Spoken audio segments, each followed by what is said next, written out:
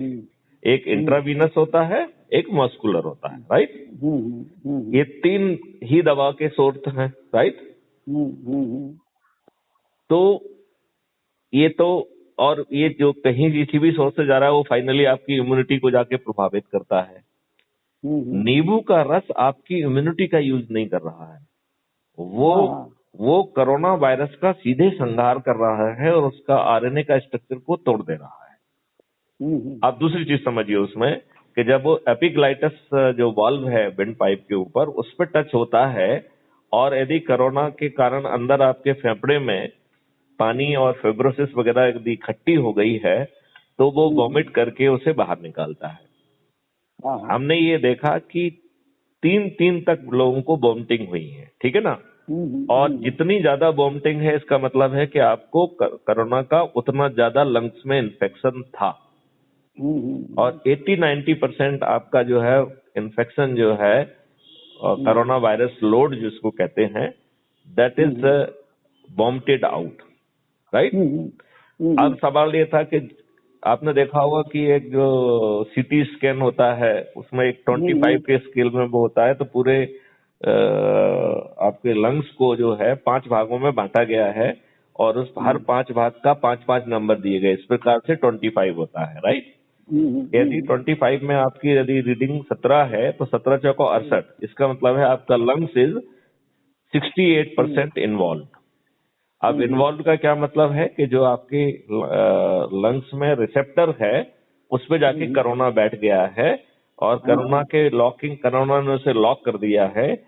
तो रिसेप्टर जो कि ऑक्सीजन को अब्जॉर्ब करके ब्लड तक पहुंचाता है, उसने टेम्परेरी उस क्षमता को बाधित कर दिया। अच्छा।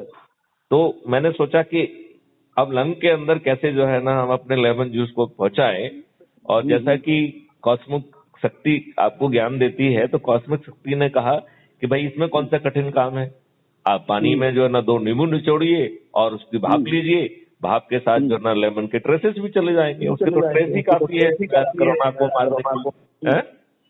ठीक है। तो उसने जो है ना रिसेप्टर पे बैठे कोरोना को भी मार दिया, राइट। अब आपने कुछ थोड़े बहुत इम्यूनिटी बूस्टर्स भी ले लिए जिससे कि कोरोना के कारण कुछ आपको नुकसान भी हुआ हो तो फिर से बूस्ट हो जाएगा वो। अब यदि कोरोना का वायरस मर रहा है, आपके वायरल फीवर का भी वायरस हर तरीके के वायरस को मारेगा, क्योंकि वायरस जो है it is made of 3 things, RNA structure, outer membrane and spikes, right. अब जो चीज आपके आरएनए को ही तोड़ दे रही है तो स्पाइक और उसका तो कोई मतलब ही नहीं बचा, ठीक है ना। नहीं, बिल्कुल ठीक बात है। तो वो हर तरीके के वो माइक्रोकॉन से लेके कौन से डेल्टा फेल्टा जितने भी आएंगे, अल्टीमेटली सभी में आरएनए होगा कि नहीं होगा? बिल्कुल होगा। तो आरएनए को ही तोड़ देंगे तो फिर ये कौन सा वेरिएंट है? फालतू की बकवास है। अब आप कहते हो कि साहब जो है ना 60% इफेक्टिव है, 70% इफेक्टिव है, फिर कहा कि साहब जो है ना यदि आप अस्पताल जाएंगे तो मरेंगे नहीं कम से कम, राइट। 700 तो डॉक्टर ही मर गए हैं। सही बात है, बहुत बड़ी बात, वो भी सेकंड डोज के बाद। तो इसका अब अपन फाइनेंशियल इम्प्लीकेशन देखने की कोशिश करें। आप ये देखिए, एक वैक्सीन 1200 रुपए की, यदि 137 करोड़ लोगों को वैक्सीन लगाना है तो 17 लाख करोड़ चाहिए। सही बात है। फिर आपको बूस्टर डोज के लिए 17 लाख करोड़ चाहिए, फिर उसको सेकंड डोज के लिए 17 लाख करोड़ चाहिए, और फिर 6 महीने बाद बूस्टर डोज के लिए चाहिए, और हर 6 महीने में कोई ना कोई वो आता रहेगा। बिल्कुल।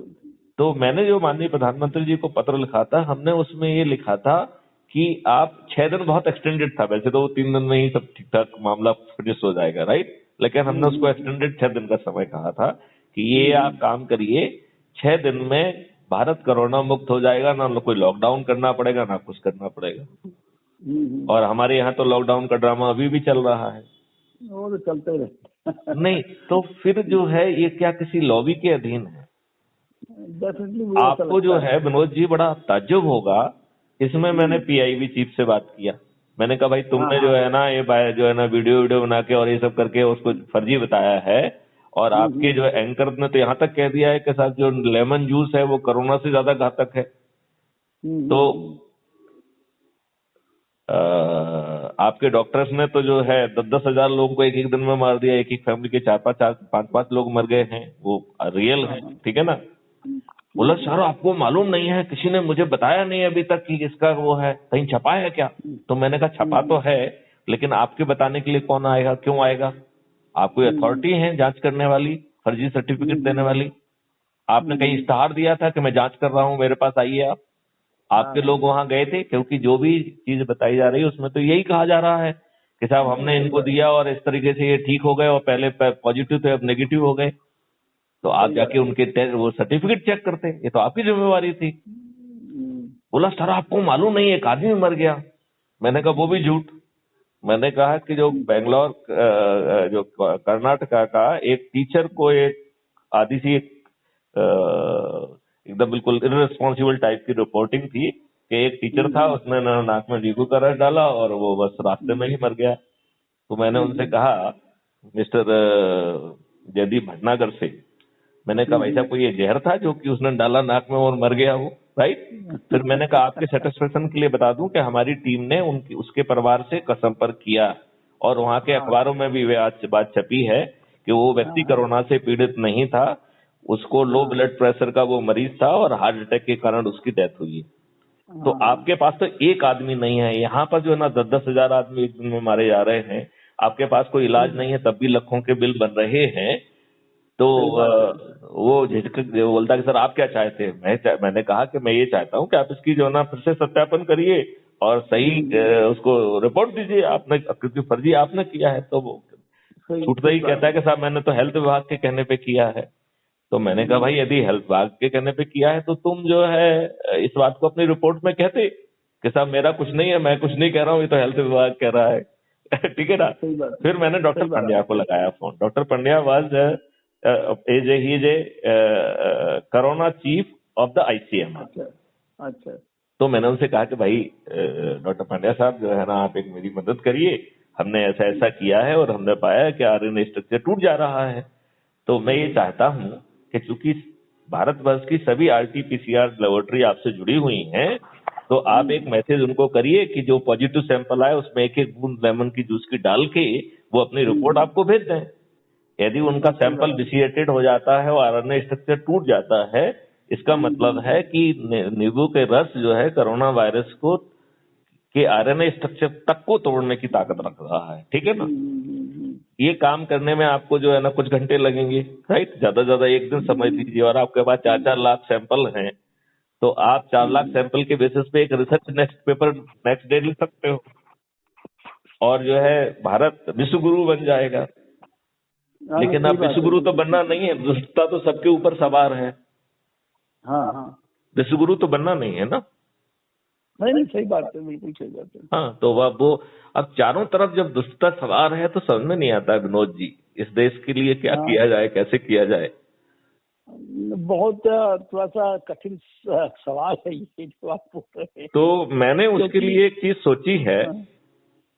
मैंने एक चीज सोची है उसमें। मैंने ये सोचा कि भाई कितनी भी धूर्त क्यों ना हो, कितने ही काले अंग्रेज क्यों ना हो, लेकिन ये काले अंग्रेज तो हम ही ने चुने हैं ना। सही बात। ये हमारे वोट से ही बने हैं। तो हमारा अपने काले अंग्रेजों से बातचीत का तरीका कुछ सकारात्मक होना चाहिए, ये बात मैंने सोचा। नहीं सही बात है।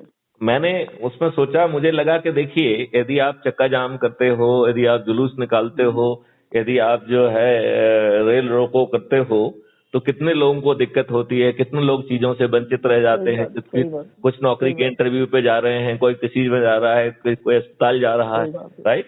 सही बात। और ये दुष्ट जो है ये सब करके ओवरनाइट नेता बन जाते हैं, टिकट ले लेते हैं और बदमाशी करते हैं, राइट? तो इनका इन दोनों तरफ गड़बड़ी है।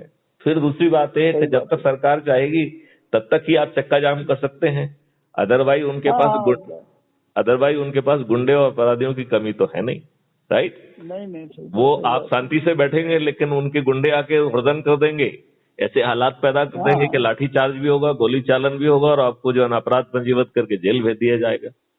बिल्कुल। तो ऐसा क्यों किया जाए, ऐसे किया ही ना जाए।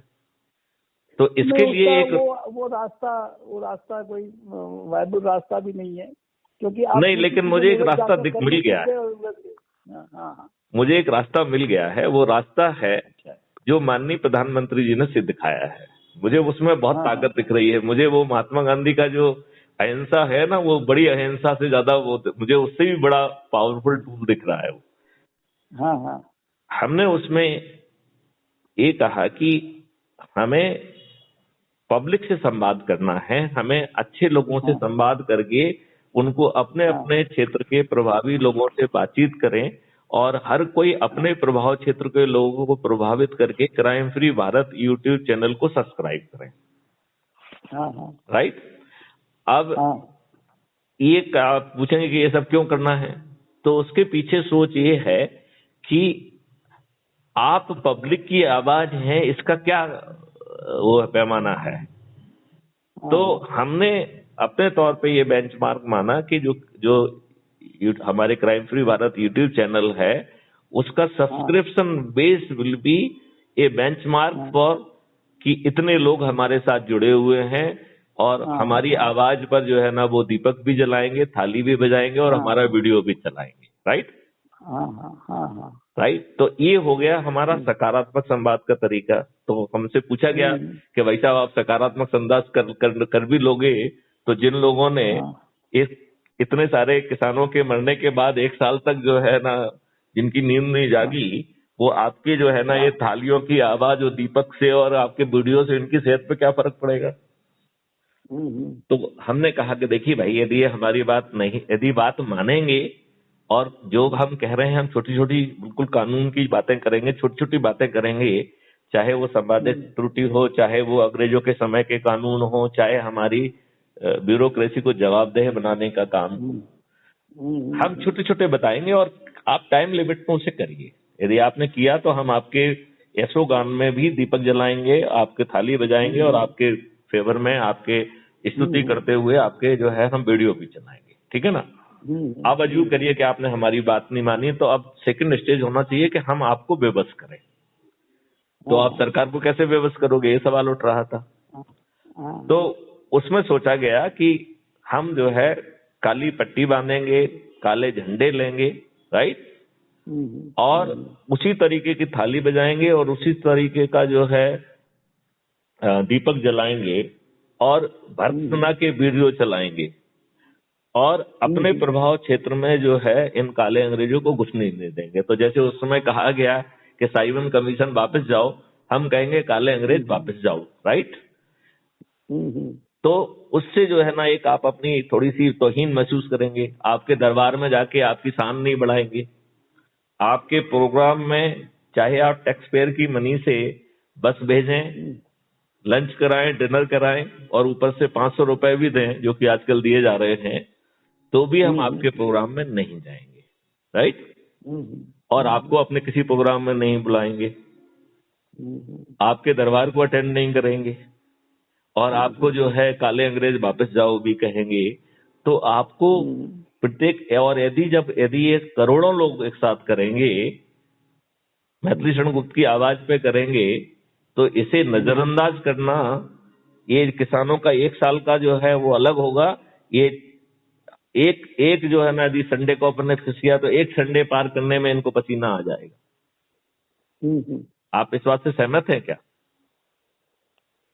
अभी तो समझ रहा हूँ।